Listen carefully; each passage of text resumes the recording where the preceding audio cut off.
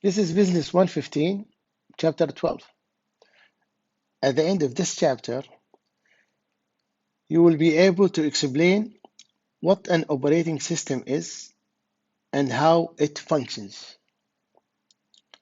You will be able to discuss how to determine the right location for a small business. Describe the important factors involved in choosing a retail location.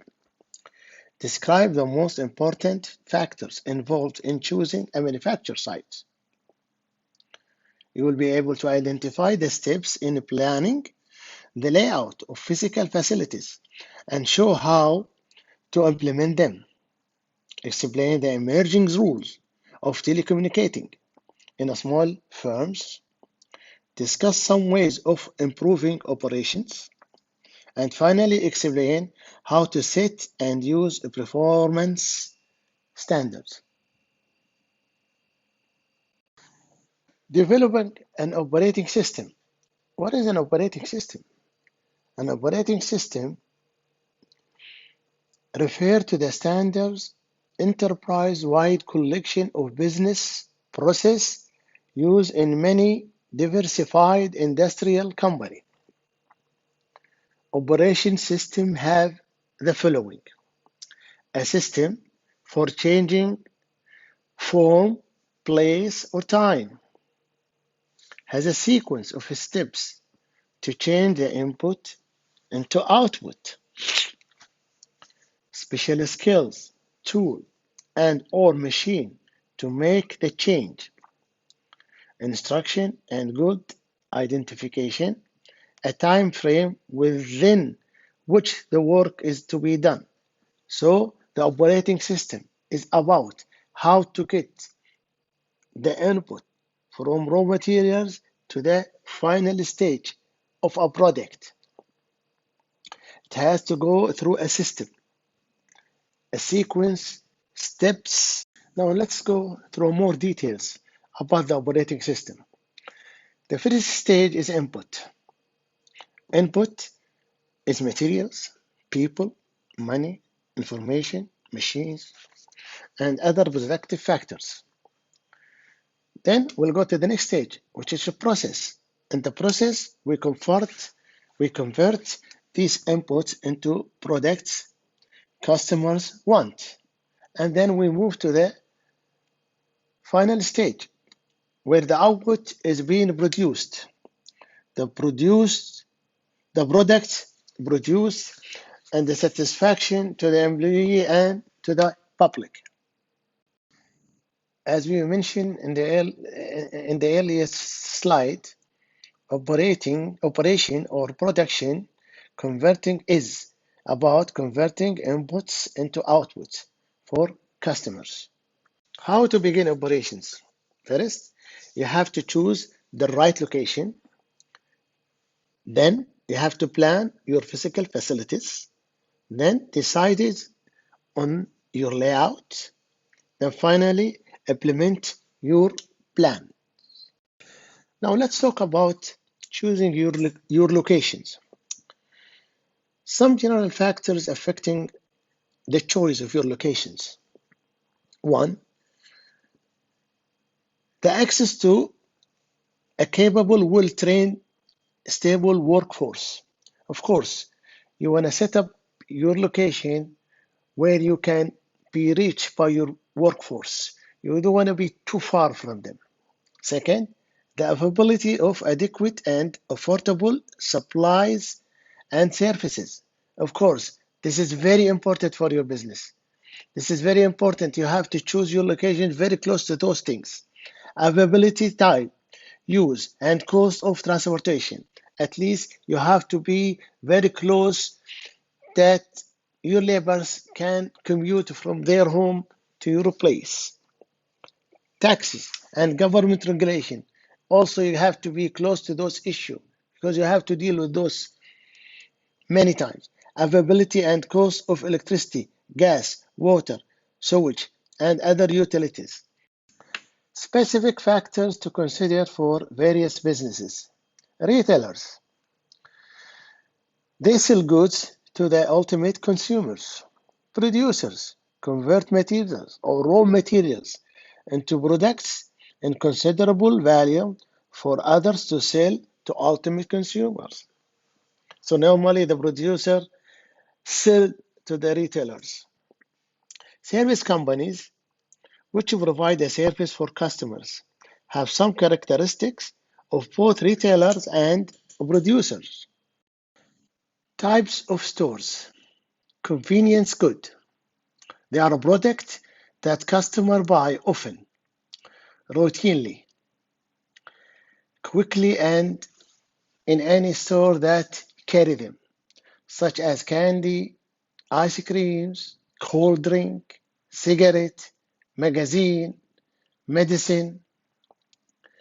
Shopping goods, goods that customers buy infrequently after shopping at only a few stores, such as radio, costly watches, fashionable shoes, cars, refrigerators, music instruments,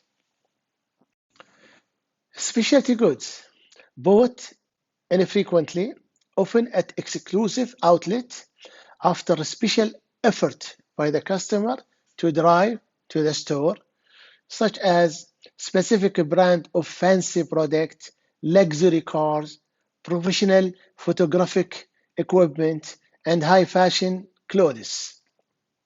Downtown location attract business-oriented activities as government, financial businesses, and head office of large firms are usually located in the downtown area. Normally, the downtown location are very expensive because it really attracts a lot of traffic. Seasonal stores, those that target customer for specific season or event like Christmas, birthdays, or here Eid in Kuwait. Some are open years around and some are only open seasonally. Freestanding stores found in various locations are usually best for customers who have a brand or loyalty company. They are normally not located in shopping malls. They're all sometimes you can find them in the street, in this area, in the street. You can walk and stand and buy from them. That's what they call them freestanding stores. They're not located in the malls or in shopping centers.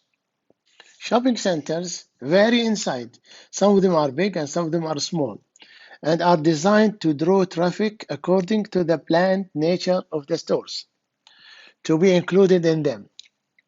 Anchor stores, those that generated heavily traffic in a shopping center, often large department stores placed at the end of the mall's arms, such like Debenhams, H&M, Zara. What is the drawback or the disadvantage of shopping centers? First is the cost, they're very expensive. Second, restriction imposed by the center teams. Three, operating regulations. There's a certain times you have to open and close. Fourth, possible changes in the center owners and managers. You have to follow their regulations. Plant and physical facilities, manufacturing or production, usually involves in making or processing materials into finished goods. Success of a given location can hinge of the availability of cost of the proper mode of transportation. Facilities, the buildings, machines, and other equipment and furniture and fixture needed to produce and distribute the product. Telecommunicating and remote location needs. So if you are in a remote location, that means you are too far. What do you need? You need an access to phone system, services, and high speed internet. You have to be sure that you have a very speed internet. The best computer and technology you can buy. Access to pickup, Federal Express, UPS, and USPS. Access to purchase of supply. Knowledge of year-round weather and transportation. Four-wheel drive. It's a car that you can use it in long distance. And gas-efficient vehicles. Contingency plan for ding businesses.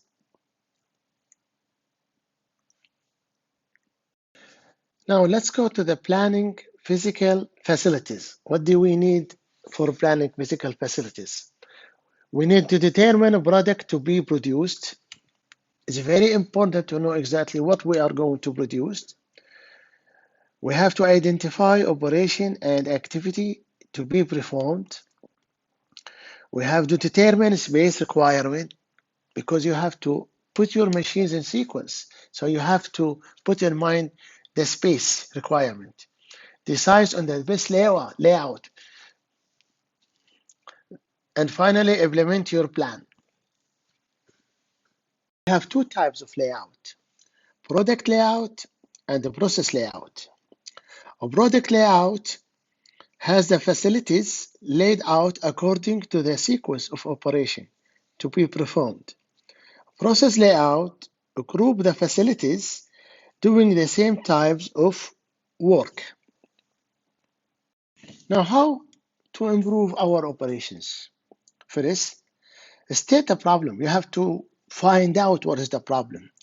Then collect and record information. You have to find out the information about the problem. Develop and analyze alternative. Look to the alternative that you can put to solve the problems. Select, install, and follow up of new methods.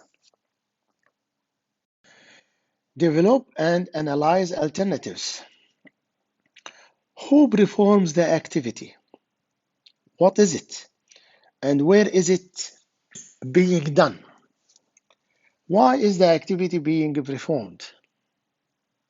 Can the activity be performed in a better way? Can it be combined with another activity?